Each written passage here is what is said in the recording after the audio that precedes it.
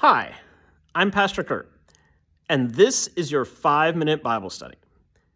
Today, we're going to be looking at Luke chapter 15, verses 11 through 32. This is the parable that's often known as the parable of the prodigal son. Of all the parables that Jesus told, this has got to be the most famous one, followed right after by the parable of the Good Samaritan, right? There's a couple of his parables that have just kind of seeped their way into our pop culture. This is one of them, right? It seems like most people know this story. There was this father who had 2 sons. The younger one said to his father, "Give me my inheritance now before you die." The father said, "Okay." The younger son took all the money, went to this foreign land, spent it all like crazy. Then he ran out of money. He hired himself out to a pig farmer because that was the only job he could find. He realized that he was feeding pigs while his father still had all of his servants who got 3 square meals a day. He realized what he did with his life. He turns around, goes home. His father sees him, runs up to him, gives him the best ring, the best sandals, the best coat, brings him in, and throws this wonderful party for him. The older son, who was working hard in the field, comes back to the house and hears this big party. One of the servants tells him, "Hey, your brother has come home and your father's thrown this party for him." The older son throws a fit, and the father tries to bring him into the party too. We know that story. That's a wonderful plot. And there's all kinds of characters we can relate to here. Maybe you relate to the younger son. Maybe you have made some poor choices in your life.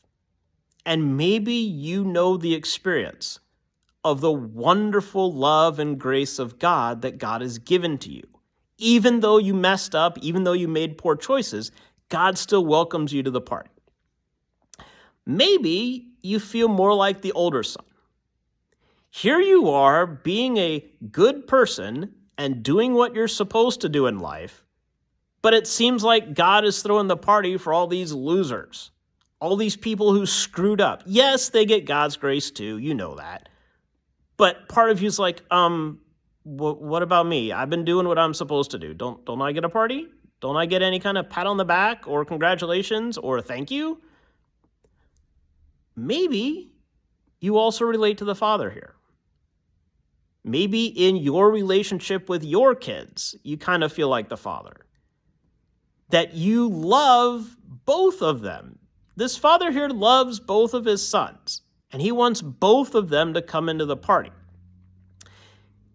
There's a couple of other details in this story that we need to notice.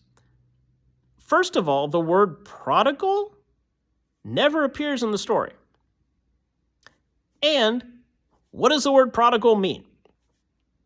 Aside from this story, I doubt that most people use the word prodigal in everyday conversation.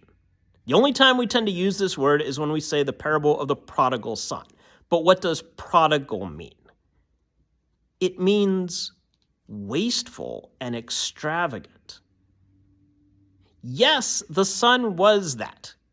Think about how he just spent all of his money. He wasn't paying attention to his spending. He just had a great old time buying whatever he wanted. Well, this is also the parable of the prodigal father. Because he was wastefully extravagant in how he spent the money. He just gave it to this son. It's inheritance. The son's supposed to get it after the father dies. So when the son says, "Hey, give me my inheritance now," he was basically telling his father, drop dead. I don't need you. Give me my money. That's all he was thinking about. And the father just said, "Yes. Okay, here you go." What? If your kid came up to you and said, "Give me my inheritance now," or "drop dead, I don't need you," would you give them the money? Probably not, right? That's not how they're supposed to treat you. But in this story, this father did that. Why? It seems foolish and reckless and extravagant. Yes, that's kind of the point, right? Because this is how God behaves towards us. Notice that the party was thrown for both sons.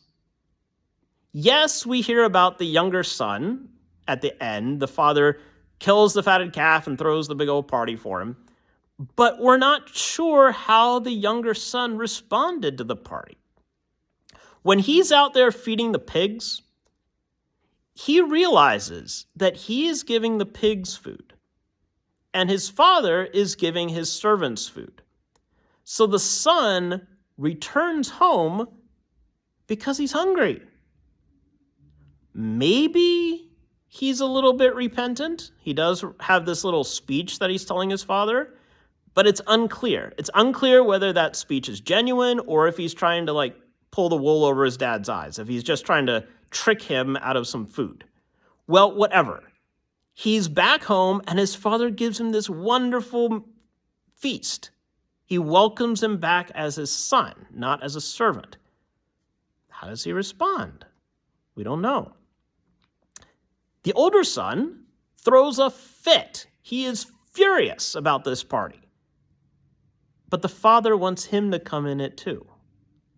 This is what is so incredible about God's love for us, that it is for all of us. It's for everyone. Those who made poor choices, those who said things to God that they probably shouldn't have said, those who just seem to be general jerks, the party's for them. And the party is for those who work hard, who do what the Father wants, who are good people, right? The party's for you too. The question is, are you going to celebrate that your brother is alive and back home?